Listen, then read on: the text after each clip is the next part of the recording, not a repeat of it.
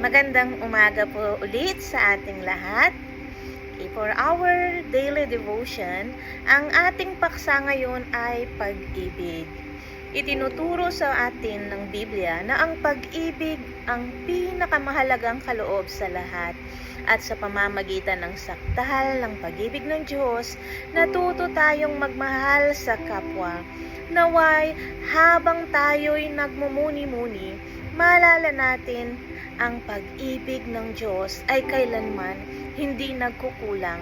At dito natin natatagpuan ang tunay na saysay at layunin ng buhay. Sabi po sa 1 John 4:9-10, "This is how God showed His love among us. He sent His one and only Son into the world that we might live through Him. This is love, not that we love God, but that He loved us and sent His Son as an atoning sacrifice for our sins." Ibig sabihin, ang tunay na pag-ibig ay hindi nagsisimula sa atin, kundi sa Diyos. Siya ang unang umibig. Siya ang unang nagmahal at siya rin ang patuloy na nagmamahal sa atin, kahit tayo ay nagkakamali.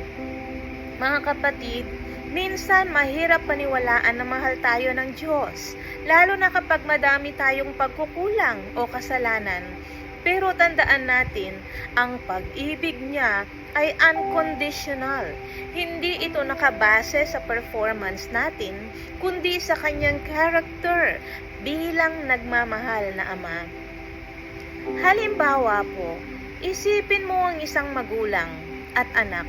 Kahit ilang beses magkamali ang anak, hindi titigil ang pagmamahal ng magulang. Ganon din po si Lord. Actually, higit pa dahil perfect at walang hanggan ang kanyang pag-ibig para sa atin. At dahil tinanggap natin ang pag-ibig niya, tinatawag din tayo na magmahal sa iba. Sabi po sa John 13:34, "A new command I give you, love one another as I have loved you. So you must love one another." Kung paano tayo minahal ni Jesus, tapat, matyaga, at walang hinihingling kapalit, ganun din tayo dapat magmahal sa ating kapwa. Kapatid, baka ngayon pakiramdam mo walang nagmamahal sa iyo, o iniwan ka ng mga tao. Pero heto ang good news, ang pag-ibig ng Diyos ay hindi nagbabago. He loves you at your best, and He loves you even at your worst. His love is consistent, faithful, and everlasting. Kaya huwag mong kalimutan, you are deeply loved by God. Manalangin po tayo. Sumama lang po kayo sa ating panalangin. Panginoon, salamat po sa iyong walang hanggang pag-ibig. Salamat dahil minahal mo ako kahit hindi ako karapat-dapat. Hallelujah. Tinuruan mo po akong magmahal at turuan mo din akong magmahal din ng iba tulad ng pagmamahal mo sa akin. Hayaan mo ang pag-ibig mo ang magbigay ng kagalingan, kagalakan at kapayapaan sa aking puso araw-araw. Ito'y aming dalangin sa tanging pangalan lang po ng aming Panginoong Hesu Kristo.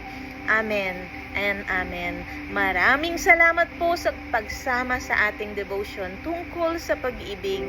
Naway patuloy na punuin ng pag-ibig ng Diyos ang inyong puso at may bahagi mo rin ito sa iba.